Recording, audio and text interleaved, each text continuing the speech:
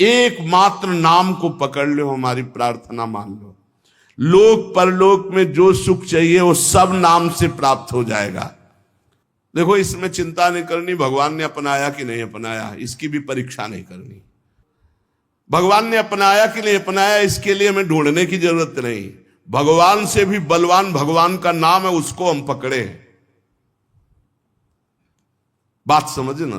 गोस्वामी जी कह रहे हैं जोगुना विराग कलयुग है, अष्टांग योग का फल है परमात्मा में समाधिस्थ हो जाना। कोई बिरला योग का प्रयोग परमात्मा समाधि के लिए करता है। नहीं, आप देख लीजिए, हम जो योग करते हैं उसका उद्देश्य क्या है? अनुलोम विलोम कपालभाति जो भी करते हैं उसका उद्देश्य क्या है? शरीर स्वस्थता।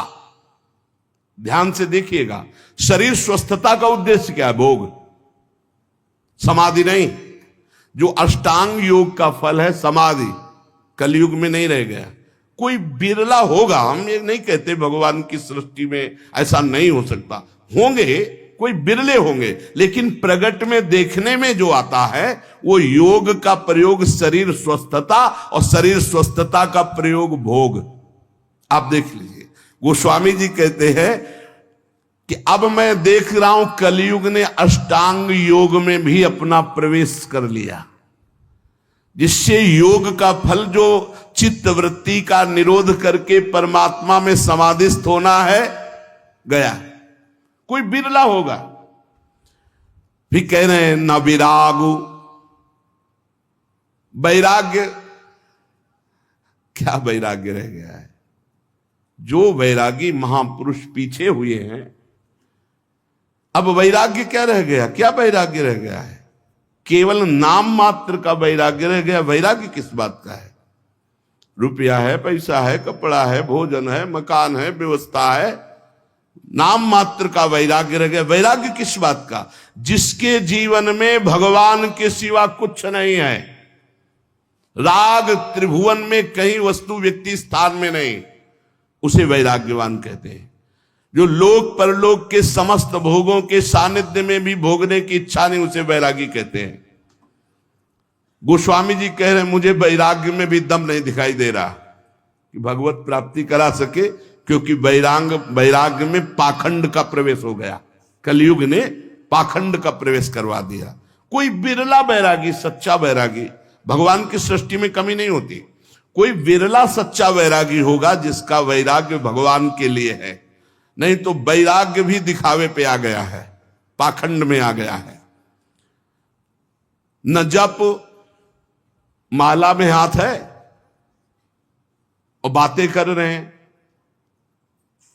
माला रुक नहीं रहा, वो चल रहा है, और बातें जबान से हो रही और साथ चल रहे हैं। क्या जप हो रहा है? किसका जप हो रहा है? जप तो तब माना जाता है जो जप कर रहे हैं वो हमारे ध्यान में है, वही हम सुन रहे हैं, वही हम बोल रहे हैं, उसे जप माना जाता है। तीन बातें जप में होनी चाहिए। जो हम जप रहे हैं वही सुन रहे हैं, वही हमारे ध्यान में है। राधा तो दिखाई दे रहा है, राधा लिखा, सुनाई दे रहा है राधा, और हम बोल रहे हैं राधा, और फिर एक मन का सकिला, फिर राधा, फिर एक मन का सा, वो जप। अब जप में भी 11 माला कहा है, हो जाए हर 5 मिनट में घड़ी में, और जल्दी जल्दी, स्वाद नहीं, रुचि नहीं, मन नहीं, बस। कोई कोई तो ऐसे माला सरकाते कि हमें लगता है कि अगर रा बोले तो भी नहीं सरकेगा।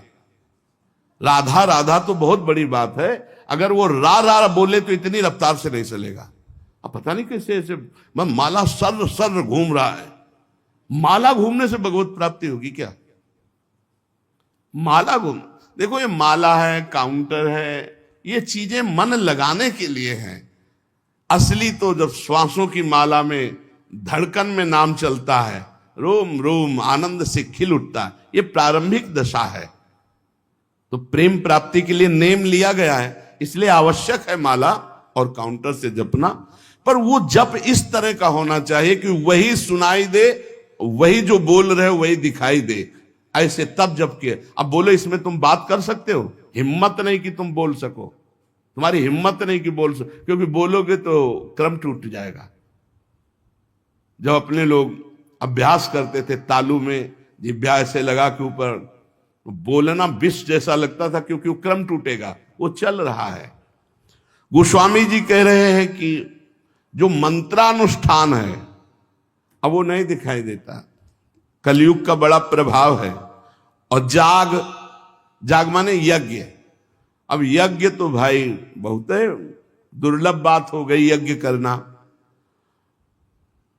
कोई महापुरुष अनुष्ठान करते होंगे, अच्छे से पूर्ण भी होता होगा, सृष्टि है भगवान की, पर अब बहुत मुश्किल है यज्ञ करना, क्योंकि त्रिकाल संध्या करने वाला मंत्रवेत्ता आचार्य और जौधान्य आदि बड़ा पवित्र, भूमि पवित्र, जजमान की वासना पवित्र, उपासना के भाव, और बड़े ही सुरक्षा से जब यज्ञ होती तब वो पूर्ण होती है। यज्ञ भोक्ता भगवान प्रसन्न होते हैं, दर्शन देते हैं, कृपा करते हैं। गोस्वामी जी कह रहे हैं यज्ञ भी बड़ा कठिन, यज्ञानुष्ठान